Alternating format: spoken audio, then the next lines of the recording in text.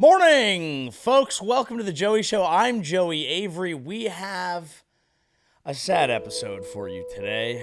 I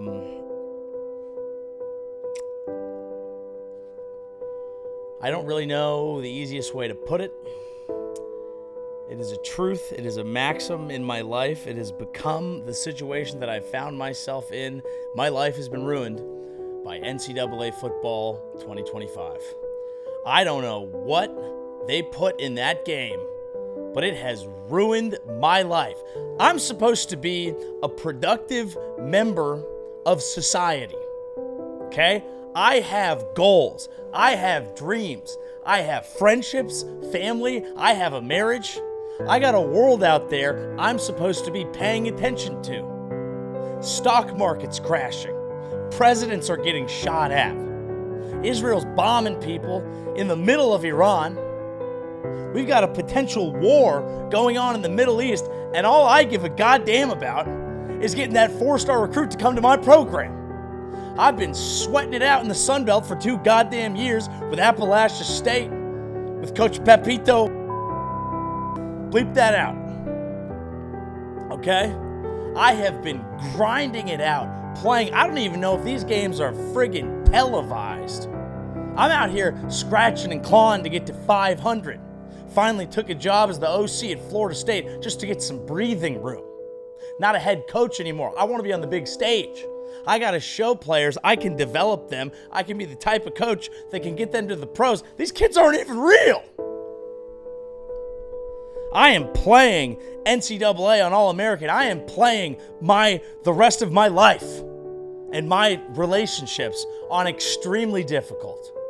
Because I am not putting in the time that I am supposed to. Because every time I have a moment, I realize I got a lot of young fake men who depend on me.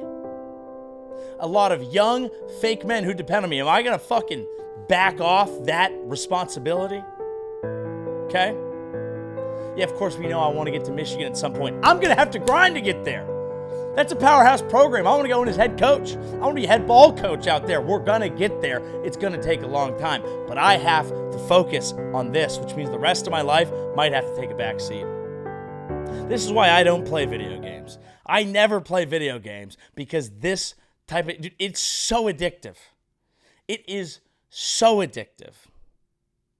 Speaking of addictive, please like and subscribe to the program, folks. Great show coming up. We are going to talk about what's going on in the rest of the world. We are going to talk about a very special story from the Olympics. We are going to answer some of your questions, which I have solicited from Instagram at this point, but also email joeyshowpodcast@gmail.com. Please send in questions. Send in your Hail Marys. Is a specific thing I want to try. A couple episodes back, I read a story of the most embarrassing email I ever sent to my college coach, real college program, when I got cut. Hail Mary didn't work. Okay, please send those to joeyshowpodcast@gmail.com. I want to know texts, emails, shit you've said that's out of pocket. But please, again, subscribe to the channel, like it, subscribe on audio, leave us a 5-star rating. We are scratching and clawing out here. And this is the only responsibility in my life that I'm showing up to that is outside of those beautiful white lines. Okay, it's not a drug joke. It's a football joke. The game has taken over. Video game addiction is such a weird thing because it doesn't even feel bad. You're like, ooh, I'll just have a little treat for me. And then at the end of the night, all of a sudden, it's 4 a.m. You feel like shit. You're missing out on sleep. You feel like you just went on a bender. I've just been recruiting fake athletes to my school, okay? Trying to put Florida State back on the damn map. Deion Sanders era. Trying to bring back some respect to that program. Yeah, of course, the ACC's bleeding squads, okay? We're not in the SEC. We can still compete. We got a 12-team playoff this year, boys. Next game's big. Florida State. Maybe I'll play it at the end. I don't know. I'll play it at the end. I'll tell you guys what happens. I won't make you watch. Maybe you would watch. Would you watch at Twitch? I don't want to get this into gaming. Dude, these games are so addictive. I saw an interview with Patrick Mahomes who was talking about how he has never in his football career brought a TV to training camp. Never once. He said he was bringing it this year because NCDub dropped. So I haven't brought a TV ever before, but NCAA came out, and I'm going to have to turn it on. So I brought a TV for NCAA and the Olympics, so that's my first year of doing that. What is that? This is a man whose process has brought him several Super Bowl championships, has brought him to the top of the mountain. His singular focus on what makes him great. He has never brought a TV to training camp. He has to focus. Now he's thinking, hey, I got it, baby. I'm bringing a TV because NCDub is out. Because I want to play a fake version of a level of football that I have already surpassed as a human being. That is a crazy level of addiction. That is like getting to the point where you're a very successful person. You know what? Actually, this makes a lot of sense. It's like getting to the point where you're a very successful person and then wanting to play yourself in college as a video game. I would play that game. Why does that not exist? We got Grand Theft Auto. Everyone wants to go out and be a gangbanger and start, slapping women of the night in the face and driving cars into people and killing and stealing and all manner of disgusting thievery that we don't support on this program. What about a college video game where you can just go back and just get a little too fucked up, play some beer pong with the fellas, maybe fuck. Ideally, a hand job for the fellas. That's a video game, dude. Go to class, skip class, go to the beach, just nothing happens. I've always had problems with really enjoying popular forms of media, because for any form of media to be good, something has to happen. Any good movie, something has to happen. Any good show is based on drama, putting the character under stress. I hate that. I just want people to vibe at all times. I liked the show The OC, but only when they were hanging in the nice pool house chatting, doing fun things. Then all the drama happens. Rest in peace, Marissa, I think. I don't remember. Okay, spoiler alert. The point is, this game is an absolute grind. If you don't know what it is, NCAA 2025, it is the college football game. It's a video game where you get to play college football. You can be a coach.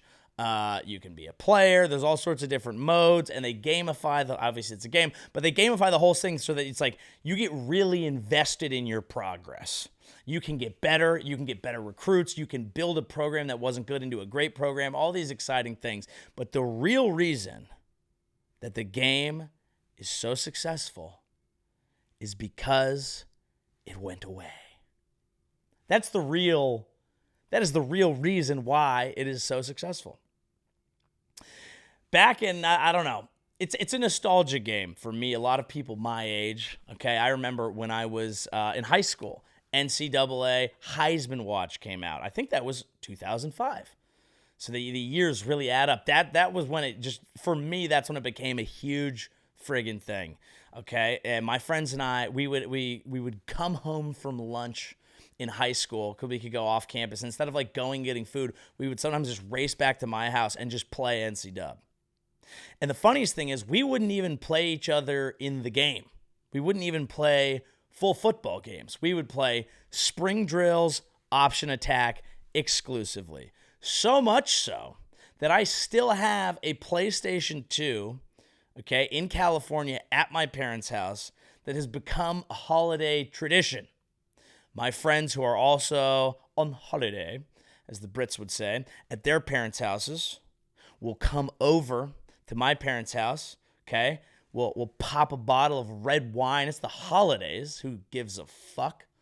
We will pound a Cabernet Sauvignon, and we will play NCAA 2005 with old graphics, and we will just play the practice, just the option attack. It is embedded in my system as a man, okay? Since high school, as we were coming of age, we loved this game. I've had so many fun times. It has been a holiday tradition through college into where I am now. I still play it over the holidays with my friend. It is an important part of my life. We got in trouble one year. We did, Mom got some surgery. There's the old pill bottle out. Took some of those. That was not good. Got in trouble for that. Never did those again. So it actually saved me from a life of opioid addiction. Okay? Got in trouble. I was like, don't need to do those ever again. That's not very good. So that's out. And maybe subconsciously that's why I started my coaching career in Appalachia. Because I had a message to those toothless fucking hicks in Boone, North Carolina. There's a way out. There's a better life. We can find it. We can do it. We can dream it. We can do it together. I lasted 2 seasons. I went on to Florida State. Guys, I got to get the fuck out of here. All right? My fake coach has a family. You think my fake wife wants to live in Boone, North Carolina? For 5 years? They don't even have a fucking Pilates studio. What is she supposed to fake do? I had to go to Florida State. It was a choice. I apologize, but I feel like I left the program better than I found it. And that is what I will do with every fake program that I play with in NCAA. So, anyway, NCAA football, the game, it goes away. It disappears. Because this whole argument over whether or not we should pay college football players comes up. We realize that they're using name and likeness because you're playing as halfback number 2, or back in the day. I mean, you really want to get sick with it. 05, USC, halfback number 5. We talking Reggie Bush? 99 speed? Stop juke? He was different. He was very different. So the name and likeness, the players would get in trouble. Reggie Bush got like a car or something, and they almost sent him to prison. I mean, I exaggerated the last part, but they would get mad for stuff that now kids are actually getting rich, which is a whole nother basket of problems because, as a friend of mine, who I might actually have to call here and see if he'll give us some recruiting advice, who works in the football industry, is like, dude, kids in middle school are now getting pressure. Because if there's money in college, then there's money in high school. It starts trickling down, and now the parents are like, oh, shit, we could actually make money off this fucking kid. And now all of a sudden, you're putting the pressure, okay? The pressure of playing quarterback on a 12-year-old. I'm fucking crumbling from the pressure. I'm 33 alone in my apartment. My friend, Mark Small's comedian, comes over. He's talking shit. While I'm trying to play, do you know how hard it is to read a defense and understand the rush while your fucking degenerate comedian friend is yelling at you? Press X, press X, press X. Shut the fuck. I'm surveying the field. I have to go through my progressions. God. And I get no... The thing about this is for all that I've invested in it, I get no respect. I get no respect from the other people in my life for the work that I'm putting in this game. The fake children's lives that I've changed. No respect from my friends. The stresses that I am under in a one-score game when for some reason there's a glitch in the game where every goddamn team I play for, the computer decides to rough the kicker in key moments. For no reason. Every time. Fix that. I realize it's college, but unless you're going to add another level of gameplay where I can talk to these kids, I'm ready to go to practice as the coach. Give me the headset. Let me speak to the kids. I want to speak to them directly. If the computer's going to do that, let me discuss this with them. Let me coach. They're not even letting me coach. I'm talking holding penalties at Alabama as I score the winning touchdown, called back, clock expires.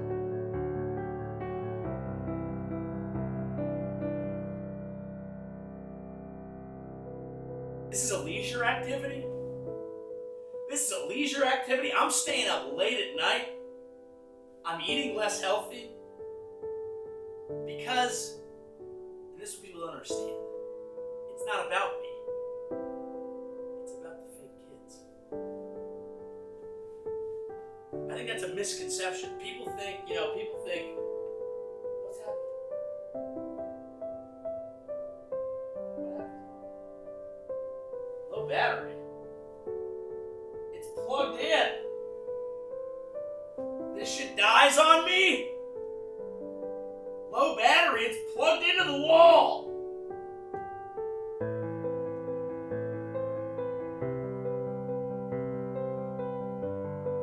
How? Jesus fucking Christ.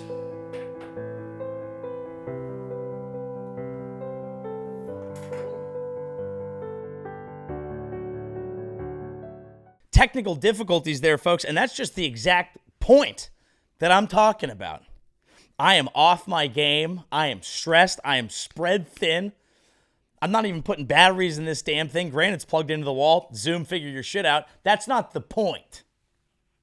The point is it's about these fake kids. College coaches like myself, there's a lot of it's all about his big name and his big program and he's making the big bucks. We do it for a reason.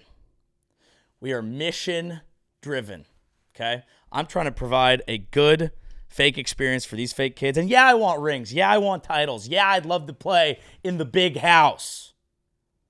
Will we get there? Just depends on whether you want to have real goals or fake ones. Right now, I don't really know. It's fucking summer in New York. It's raining out there. Who cares? Why even go do anything if the weather's gonna be shit? When it's 85 and sunny down in Tallahassee, Florida State's got a big bowl game coming up. I'm ready to play. I'm ready to play. So the point I was making is the reason this game is so popular is, look, there's an intrigue in college football. Football is obviously huge in America. College football is arguably bigger than the NFL, depending on how you want to look at it. Just by stadium capacity, it's all college stadiums, which is kind of crazy, which is why it was kind of crazy that the players weren't getting paid. Okay, this money's all just going back into the programs, and now you've got this whole kind of pro-college hybrid thing. It's right that they're making some money, but the reason that I think the game is actually popular is that NCAA football is the Dave Chappelle of video games. It had a massive hit during an important time. Everyone loved it, and then it went away. Then it was gone. We missed it. We had an opportunity to miss it. So when it came back, everyone was fucking amped. Because you know what it takes to actually be great? Some greatness and disappearance. No, people will always take you for granted if you're always around.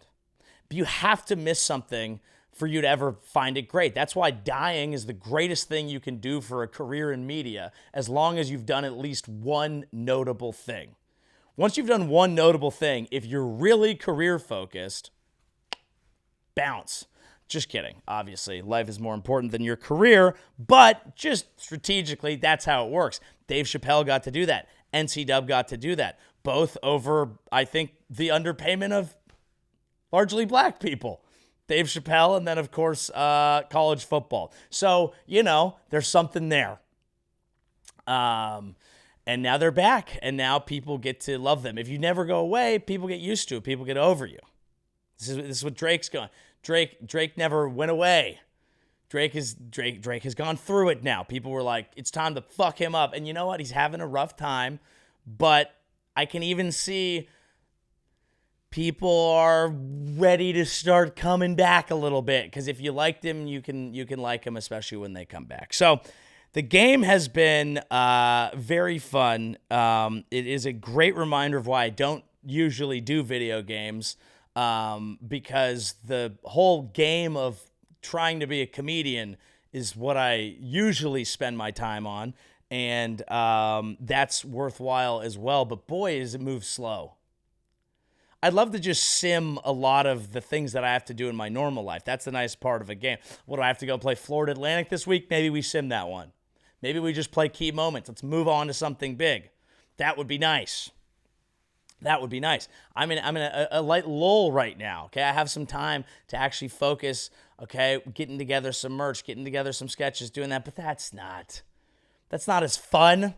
You'd love to just sim that and get it done very well. Sim all that, get it done. Hey, let's move on. Hey, are we selling all our shows out now? Oh, that's fun. We're at that point. But yeah, the game is highly recommended. I would say it's ruined my life. 10 out of 10. 10 out of 10. Give it a shot. I mean, it's not the only thing going on in the world. And that's when you get locked into something and you want to hop into that escape, then you hear stuff. People are like, oh, the market crashed. I'm like, guys, I got Florida week. You think I have time to pay attention to the global market collapse? If I'm not going to be an OC forever. I promised my fake wife we'd be running a fucking ball club. A Power 5 ball club. In a good area. Okay, where she can go. She can, like I said, have a Pilates class. I think that's what my fake wife likes. She's been through it, my fake wife. That's what makes football so interesting is the places that you have to go and live to try and make it as a coach. Even in a fake football game? Yeah, I could have just started but I want no shortcuts, okay? I'm fascinated by the coaching life, dude. Some of these guys, the real ones have to move every year. And they're coaching at like Georgia Southern, school for the blind and deaf, and bouncing back and forth. There was a show, Last Chance U, that I absolutely loved. If you like football, you'll love it. If you don't like football, but you like reality shows and drama, you will love it. Watch the early seasons. It goes and follows this crazy coach who's at EMCC, Eastern Mississippi Community College. Yeah. Didn't produce Einstein out of that institution, but a school nonetheless. And he is basically they take these players who were at these big schools but fucked up, did something wrong, got cut, had to boomerang back, something went on. And it's all these kids who have kind of one more chance to like make it big, but they fucking hate school. They just love football. And that to me is like, that's football. It's not okay, it's not the NFL, the guys making millions, all that's cool. Have we had one on the podcast? Of course. But I love the real nitty-gritty of the sport. The people who are like lost in the vortex of sports purgatory. Can I get out? Can I make something of this? Or am I just sinking my everything into something that's not going to work? It is a beautiful reality show. But football brings these coaches through these forgotten parts of America. That's why it's such an American game. Because it's like, everybody watches it to some degree. But all the parts of America that people forgot about, they're like, at least we got our fucking ball team. At least we got our ball team, dude. And they can focus on football. And we don't have to talk about politics, dude. We talk about ball. Politics are an interesting. I mean, should we go through each? Here at the Joey Show, should we go through each vice presidential candidate and their policy positions? Boring. Who gives a fuck? Who gives a fuck? Tim Walz. That's who Kamala got. He made a couch joke about J.D. Vance. I said this on the program last week. It's okay if you want to fuck a couch, all right? This is not an endorsement of J.D. Vance in any way, shape, or form. And I'm not an upholstery man myself. But by God, if you're at the point in your sexual life where you need to take it out on a piece of furniture, that's a victimless crime. Okay? I've had enough slander of that. If a man sees an ottoman and is like, where you going with them four legs all thick, all close to the ground, all cushed up? You got a little cushion for that pushing? I might need to. You got any loose coins in there that I might be able to paint in my cum? If that is where you're at in your life, then you need to get that out. And I support that. And I'll always support that. Okay? So don't let your hatred for a political party let you kink shame people who simply get bricked when they walk into a living room. Enough of it. If people want to fuck inanimate objects, we allow that. If you want to wall mount a fleshlight in your living room, these things are okay, okay? We don't, on this show, whatever you need to do is fine, okay? I don't know, we all have misplaced energy. Some of us are putting it into building the lives of fake athletes. That's what I do. Let me have this. I work hard. I can't stay up till 4 a.m. playing a stupid game once in a while. Let me have it. It is just nice to sink your teeth into anything. I feel like I keep weird working hours because like I like to have fun on the weekend. I travel so much that a lot of time during the week it's like I'll just, either I have shows or let's say last night I had a show at 10:30. So it's like, okay, work, hit a gym, and then I'm still at the computer, working till 9:30, 10, come back, do a little bit more. You're just not sinking your teeth into anything. Now I have a game. Now I get to focus. I like it. It's bad for me. I quit. I was looking at the news, okay? Like I mentioned earlier, the Middle East is on the brink of war. The stock market is tumbling. Assassinations are everywhere. And I do think, based on my Mahomes theory of the game, that it is possible that NCAA dropping has distracted a lot of people. I feel like a lot of people might be asleep at the wheel. I can only use my own perspective. I can only use my own life to assume how things are going in other parts of the world. But that's what we all do, isn't it? That's what we all do anyway. I'm not an expert in Iranian foreign policy. I've read one book on it. So I just kind of assume they're trying to do what I would do. I don't know. Israel, they are stirring the old pot. I got to tell you that. We don't want to dive too far into it. This is not why you come to this show. But, striking a dude who was like at, in Iran, like staying in a guest house, going to a funeral, I believe, some sort of state event. Yeah, people are not going to love that. They're not. This is not a value judgment on a right. Let's think about it this way. We've all had that friend. We've all had different friends in high school, and sometimes you have a friend in your group that not everyone really understands. Sometimes you're friends with someone, maybe they went through something. Maybe that friend had some trauma. So sometimes they do things that not everyone else is going to understand. And a lot of other people in the group are like, hey, get him in line. What is wrong with you? And you're like, look, I know. I'm just trying. I just want things to be cool. I just want everyone to be cool. But to be honest, I give my friend some leeway here because he's gone through some shit. You may not know about it. And some of that trauma caused him to act out a little bit sometimes. So I'm going to talk to him and we're going to get him to chill. But like, I'm sorry. And we're going to. But then it keeps happening. And then people are like, man, should you really hang out with this guy? And you're like, look, you don't understand them. And also, I got to be honest, they do have access to some things that I need. They're kind of a strategically important friend. Like they help in other ways that you don't see, and they have issues that you don't see. So I'm trying to get them to chill, but like, just know, like, I'm sorry. I'm trying. Yeah. I think that's Israel. Is that a decent take?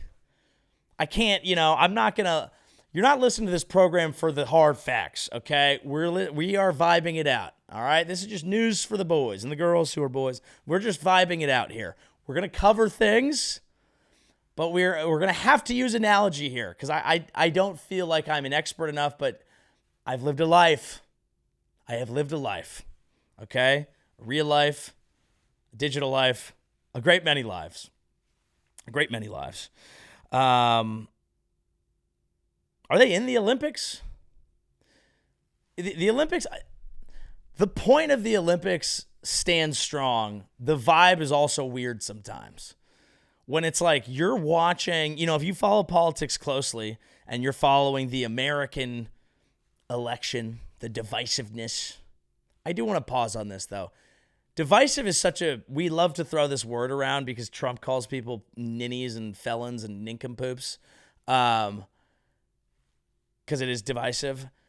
But it's like also people are divided, right? You do is a hot dog a hamburger, or is a hot dog a sandwich poll, and people are like, these people are fucking idiots. People are divided. You know what else was divisive? The high school. Everyone hated each other. That was divisive. Everything kind of is. I feel like that's just what we are. We are always divided. Everything's a little divisive. The Olympics bring people together in order to be divisive in a structured environment. We can all compete. We can have fun. Look, these are other people as well. Okay? We are faster than them. I still want to win. But it is funny when it's like U.S. like racing, are Iran and Israel in this one? Like, are they racing against each other? Can we look this up? I'm looking it up now. Olympics. Competitors. Olympics medal count. They probably not in the medals, are they? Okay. Israel's got one medal. It was a penny, folks. Oh, dear. Oh, my goodness. So many of these, so many people, so many countries sent people there just to do fucking nothing. Oh, my God. What an embarrassment. What an embarrassment. Slovakia has 1 bronze. Portugal, 1 bronze. I thought they were a summering people. How can the Portuguese be that good at soccer? They can't get someone who throws a fucking discus. There is kayaking. Put some resources into kayaking. This is a wide open field. Austria, 1 bronze. Cape Verde, 1 bronze. I've never heard of them. That's fine. That's good for them. I'm happy for them. Egypt, 1 bronze. They used to build fucking pyramids. Grenada, 1 bronze. Probably running. Indonesia, 1 bronze. Iran, 1 bronze. Okay, so maybe they're not competing that much. India, how do you only have 3 bronze medals? You're fucking huge. You telling me you don't have any athletes? I've seen you guys with the slap fighting. I've seen you guys slapping each other in the big old bitch titties. You can't get a silver? India.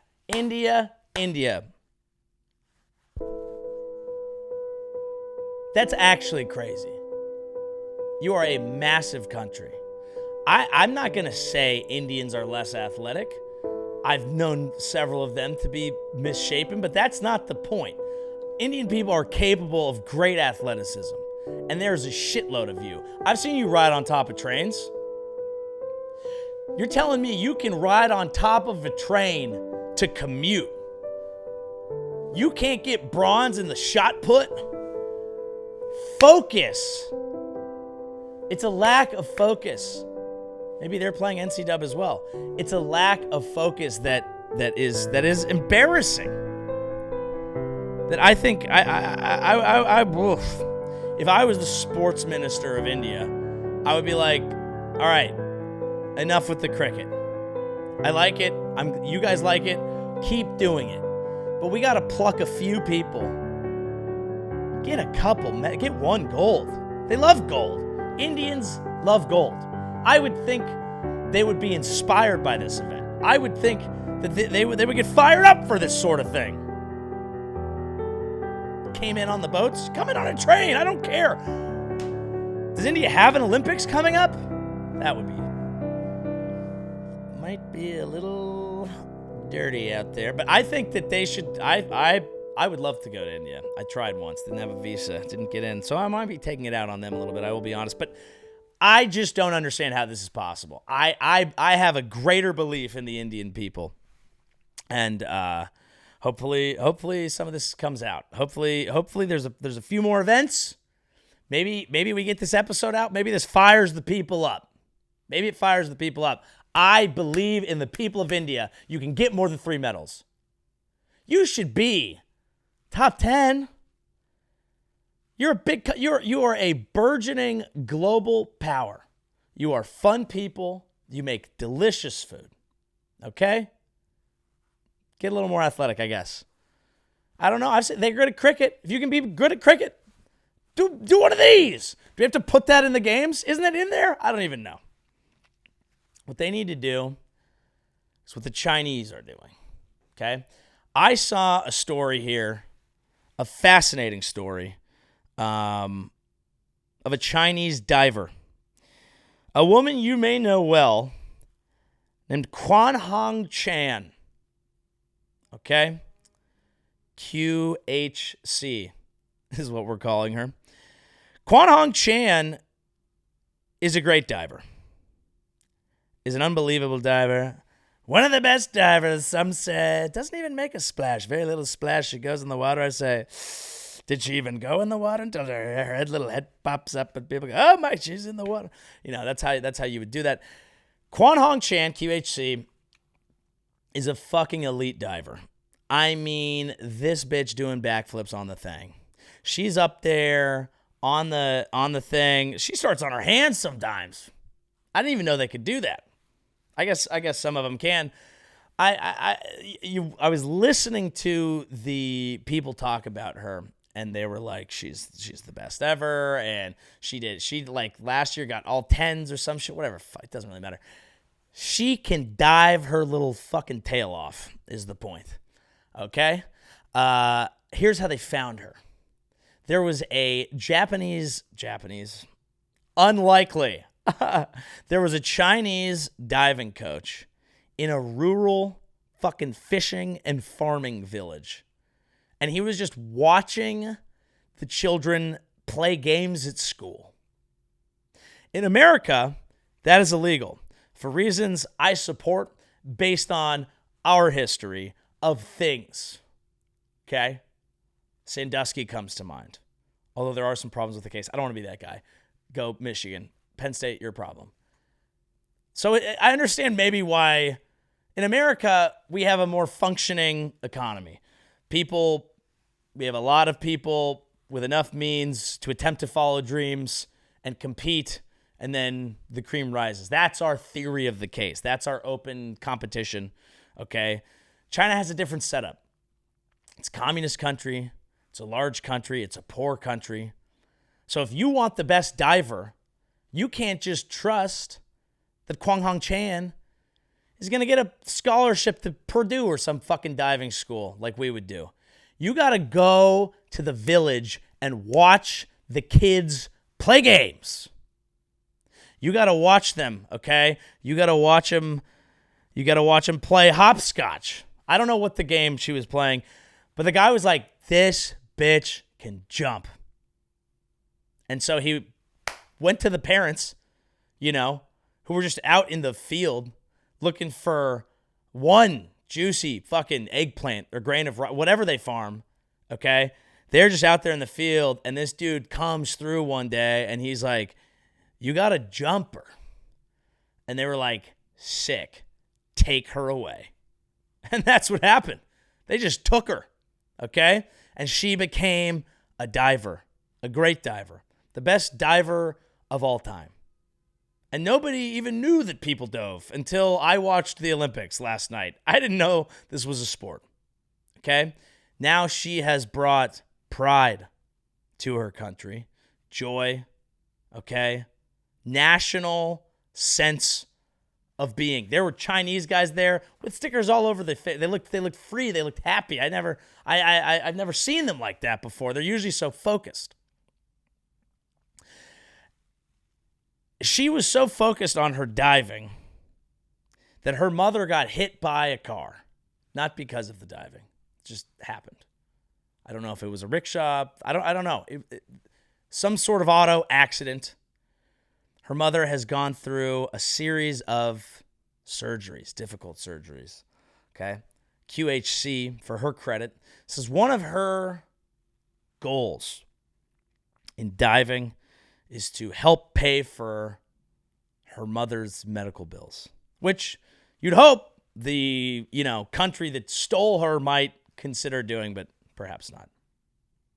The crazy thing about all this is she was so focused on diving, and the family was so focused on her being focused on diving, they didn't even tell her that her mother was ill because they wanted her to focus that much. That is a crazy level of dedication to a simple sport called diving. Okay? India needs more of that. America needs more of that. My mom's calling me. I'm trying to play NCDub. How am I supposed to pay attention to the home front and what's happening here in New York and what's happening in Tallahassee when I got to watch out for all these recruits?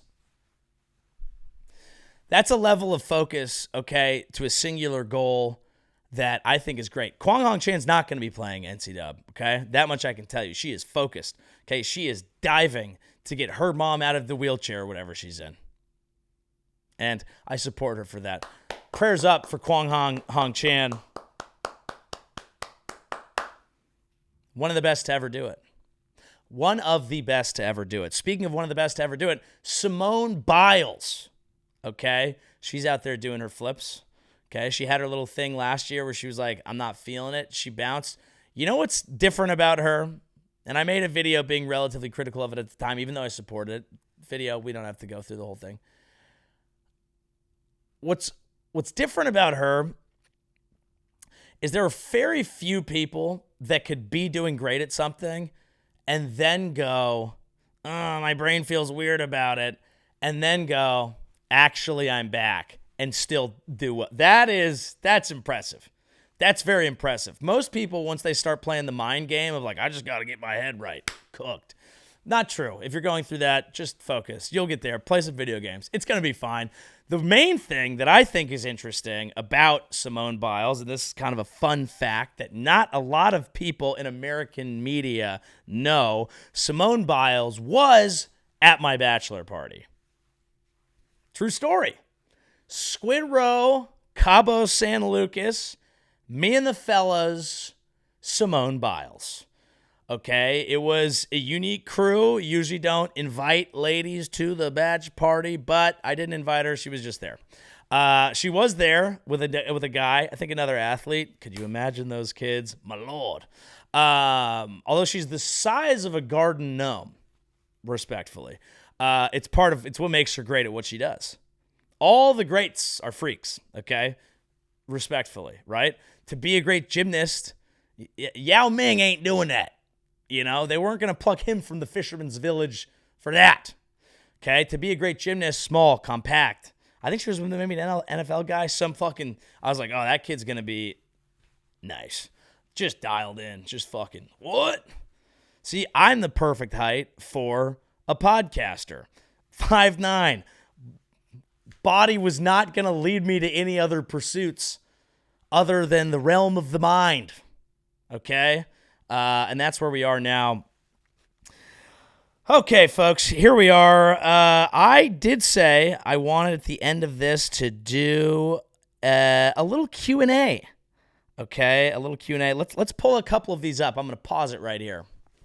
Okay, like Q&A here just to close out the episode, and reminder, please like and subscribe if you're on YouTube, if you're on Spotify or Apple Podcasts. Leave us a 5-star review. That should actually really helps because right now it's we're trying to expand the tent. But again, if you have questions for next week you want answered, joeyshowpodcast@gmail.com. Send in questions, send in Hail Marys, much like the one that I sent to my college coach. But a few questions that we have for today. Do you believe in life after love? That was a question. Of course I do. I can feel something inside me saying, I really don't think I'm strong enough, but you always are. Maybe you need to hear that today, okay? Maybe you're going through a little lull in the romantic life. There's always life on the other side. You can be like the game of NCAA. You can go away for a while. You come back stronger. You come back stronger. And then you either get come on your back. Okay, we don't have to do that. Post-Jim Era. Clearly, this is in response to the outfit that I'm wearing. It's questions about Jim Harbaugh. Jim Harbaugh is an incredible coach. He has what some of us in the biz call the correct amount of the tism. He's a little weird. He's a milk-drinking oddball, and he rubs people in a weird way. But I love that man. And yes, he's left Michigan, but you know what he's left Michigan with? A legacy, a national title, a return to glory. They got a brand new locker room. They have all sorts of fun things going. I am very optimistic about the state of Michigan football, but I also feel right now, because I think sports fans do this a lot, and I think we all do this in our own life too. It's really easy to get something and then want the next thing. I am constantly doing this in my career for sure. But honestly, everything that I do, I have a drink, I want the next drink. You know, I lift, I'm like, should I add cardio? I always stack more. I think as fans, sometimes you get a title and you just need to go, how are we looking next year? Frankly, I don't care. I hope great. I hope that we can keep this momentum going. But you wait so long to get something, I'm enjoying that. I got to go to the Rose Bowl. I got to see them beat Alabama in Pasadena, an incredible college football, American sports moment that means a lot to me, going back to the reason I even had, this is my grandfather's hat. We're going all the way back to that. I am just grateful. So the post-Jim Era, I'm glad they kept it in-house. People seem to really like the new head coach. But I just feel content right now. I think that's a good place to be.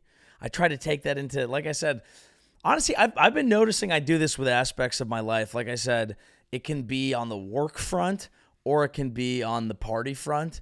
Sometimes I always want to keep going to the next level, and maybe it's time to take things in a little bit more of a stride, not go all the way in. You know, you do. Sometimes I'll have like a 3-set night, and you're like, "What's the next set? What's the next?" Sometimes it's just one. Analyze your set, make your notes, move on, enjoy yourself. Go out and have 2 drinks instead of 6. You know, I think that's a new kind of era that I'm looking for, is finding a little bit of peace. Not that I don't have it. My life is good, but it's really focused on what's next. And this is a lot to come out of questions about Jim Harbaugh, but maybe that is a good takeaway, is finding a way to find peace and contentment within the moment that I'm having, within the things that I'm doing. You know, even like I was mentioning, going to the gym, I'm like, I've got my set, I got to knock out. I have a little spreadsheet that my friend gives me, and I'm like, I got to do warm-ups, what's next, this, that. I'm just trying to get through everything. Maybe I should go, hey, maybe we go a little lighter weight. Just focus on the movement here. Go to a bar instead of getting a beer and a shot and pounding both. Maybe you get one cocktail instead of thinking about what's next. Enjoy the cocktail. Think about the flavors. Do they bounce?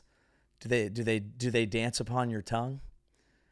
Enjoying things as they're happening, with slowing things down a little bit, is I think something that I need to do in my own life, and apparently too as a fan. That's my Jim Harbaugh take. Thoughts on microplastics. I'm covering this in my set a little bit, so I'm not going to step on my own jokes. My thoughts on microplastics are I do not know enough about them. From what I understand, I think it was at 3M, one of these big manufacturers that makes like oddly everything in your life. One of these companies you don't think about, but then it's like you buy a Post-it note, you buy a pen, you buy whatever. They're just making all of it. They realized there were a lot of plastics in a bunch of the shit, and now it's in almost everything because it's some sort of, you know, because we use plastic, we use gas for everything. Gas making, obviously, cars and shit, but also plastics. It's everywhere, and then all of a sudden, oops, there are these forever chemicals that, oops, they might be really bad for you. And does that have anything to do with the fact that cancer is way up in millennials. That's not good. But, yeah, I think my general thought is that someone needs to clean that up now. But I somehow also don't want to be the person who knows or cares about it. You know, that's this tough place that I find myself getting caught in where I want to be informed, but then the second you're informed on something, you become the annoying guy who's yammering on about it. It's like, dude, I don't care about microplastics. We're at the bar right now getting fucked up. But there is no better time to talk about politics than when you're a little hammered. Do I mean that? Look, it's not good advice. It's not good advice. The conversations are not productive and your friends don't like it. But how much fun does it feel to just uncork? To just be like, I didn't even know I was thinking about this from 5 days ago. But yeah, let's fucking do it. Let's talk Paul. Let's talk politics. I have noticed this. This could be my age, 33. This could be election season. But I've noticed that when people get to around my age, and I know this only continues as you get older, people really start getting comfortable posting about politics, especially around the election. People are like, yeah, that's what I feel. And I talk about it too. But there's a different level of like shitty, boomery political memes than trying to discuss it in general. But the thing that I've noticed is that the people who always knew the least didn't have a goddamn clue or an intrigue from high school to college and even early out of it. Start hitting 30, they don't know a little, they want to say a lot. They want to say a lot about politics without knowing almost anything. It's a fascinating, almost a Dunning-Kruger level of analysis, because I've noticed that the people that I know in my life that know the most about politics publicly speak about it the least. Something to watch for, something to look out for. A lot of the people that I know that know politics really well, that like worked in it, are like, oh God. Like, it's like cringe to them to do the like fan posts about whichever candidate or whichever thing or whichever. Obviously, issues are different, but you guys know the difference between someone who has a really strong stance on something and someone who's just doing memes as a fan of their particular political team. And boy, can it get cringe. And boy, do the people who want to do it not know a goddamn thing. Another one in here was Tim Walz. I talked about it. I don't have much to say. I haven't analyzed the vice presidents. I know people thought it was going to be Josh Shapiro, and then people think it wasn't because of his, because maybe some people say it's because he was Jewish or because he's a little more pro-Israel. Other people say it's because he's doing a bit of an Obama impersonation. He is a talented politician. Tim Walz was just more of a like, I think he has more, the progressives seem to like his issues, and then he also has the fun story of like kind of a pudgy Midwestern dude who was a football coach. And maybe that's really what we need, guys, is a football coach. Because I can tell you, as a football coach, people like us, we go through hardship. We go through trauma. And we do it on behalf of the younger generation of, in his case, real players, and in my case, fake players. But we understand each other all the same. So you want to know my thoughts on Tim Walz? Any ball coach is a friend of mine. And that's not even a political issue. That's just man to man. If you're a leader of men, like me, Jim Harbaugh, and Tim Walz, then you might be able to lead a nation. I have not looked into his politics, but if he's a ball coach, he's good by me. I hope you guys have a great week. Please come back and see us again next Thursday. I'm Joey Avery. This has been The Joey Show.